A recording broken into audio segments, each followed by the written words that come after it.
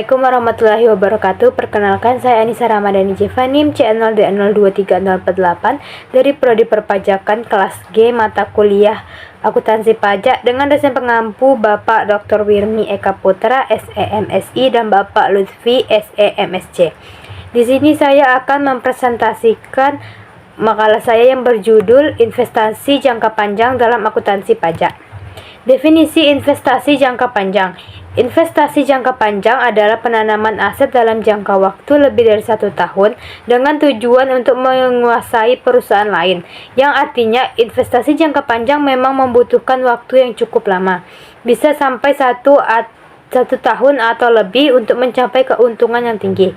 Menurut IDX, investasi jangka panjang adalah investasi di mana daya yang digunakan akan dijalankan terus-menerus dan baru bisa dicairkan apabila jangka waktu tersebut telah jatuh tempo atau minimal setelah 1 tahun. Jenis-jenis investasi jangka panjang. Yang pertama ada saham. Investasi jangka panjang di saham tidak bisa lagi hanya dilakukan oleh investor dengan modal besar. Saat ini investasi saham dapat dilakukan dengan berbagai sarana dan kemudahan, sehingga investasi ini dapat dilakukan oleh orang-orang dari berbagai kalangan. 2. Obligasi. Investasi jangka panjang dalam bentuk obligasi adalah surat berharga utang yang diserahkan peminjam kepada pemberi pinjaman dengan surat berharga tersebut beserta nama, tanggal jatuh tempo pinjaman, dan bunganya. Lalu yang ketiga, reksadana. Salah satu investasi jangka panjang yang menjanjikan adalah reksadana. Reksadana adalah surat berharga yang mewakili aset atau klaim. Keuntungan dari investasi jangka panjang ini adalah menyediakan berbagai pilihan. Yang keempat, deposito bank. Dalam deposito tidak dapat mengambil uang kapanpun yang diinginkan, kecuali apabila uang tersebut sudah menginap di bank selama jangka waktu tertentu. Yang kelima, investasi dalam surat berharga yang lain. Selain saham dan obligasi, perusahaan dapat melakukan investasi pada surat berharga yang lain, misalnya warkat komersial atau promissory notes. Pencatatan pada investasi dalam warkat komersial itu hampir sama dengan obligasi. Yang keenam, investasi dalam dana. Perusahaan karena keharusan atau sesuai dengan kontrak atau secara sukarela setiap tahun dapat menyisihkan suatu dana dalam jumlah tertentu. Dana tersebut dapat bentuknya misalnya untuk pelunasan utang atau obligasi, saham, preferen, atau pembelian aset. Dalam hubungan dengan ketentuan perpajakan sebagai contohnya, dengan pembentukan dana atau cadangan perusahaan pertambangan yang dananya harus dititipkan pada bank pemerintah. Yang ketujuh, investasi dalam aset lain-lain. Perusahaan dapat melakukan investasi pada aset lain-lain, misalnya tanah dan bangunan atau properti.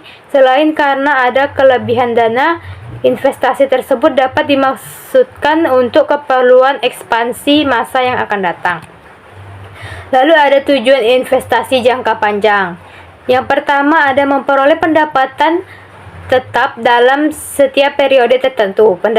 Pendapatan tetap dari memiliki investasi jangka panjang bisa dalam bentuk bunga, royalti, dividen, uang sewa, dan bentuk lain dari keuntungan kepemilikan saham.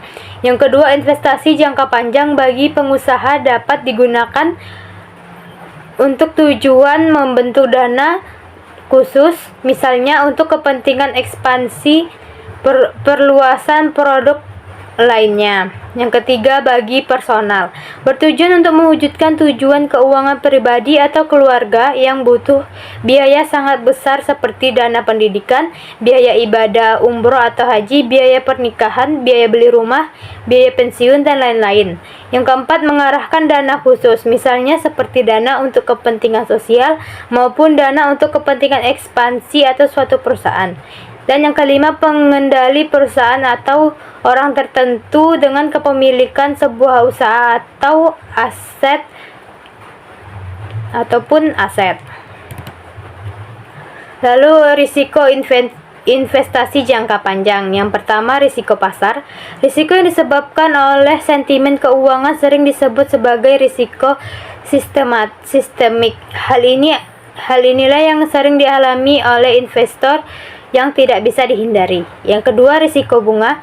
Risiko tingkat bunga adalah risiko yang disebabkan oleh nilai relatif bunga. Hal ini disebabkan oleh perubahan suku bunga di pasar, sehingga secara otomatis akan mempengaruhi nilai investasi. Umumnya ketika suku bunga naik, harga obligasi turun, dan sebaliknya.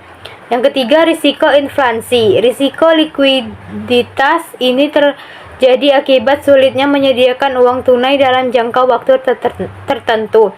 Sesuatu dianggap liquid apabila tidak ada pasar yang bersedia membeli. Yang keempat, risiko likuiditas. Risiko likuiditas ini terjadi akibat sulitnya menyediakan uang tunai dalam jangka waktu tertentu. Sesuatu dianggap liquid apabila tidak ada pasar yang bersedia membeli.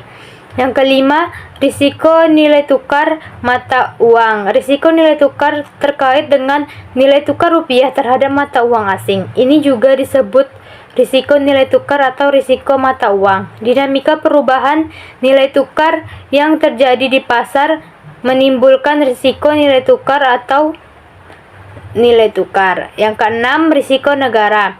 Risiko negara atau country risk adalah risiko yang berkaitan dengan urusan politik suatu negara.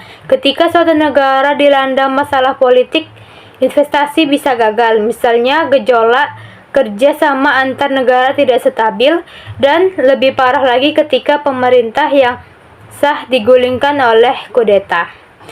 Segitulah pemaparan materi dari saya, kurang dan lebihnya saya mohon maaf. Saya akhiri. Wassalamualaikum warahmatullahi wabarakatuh.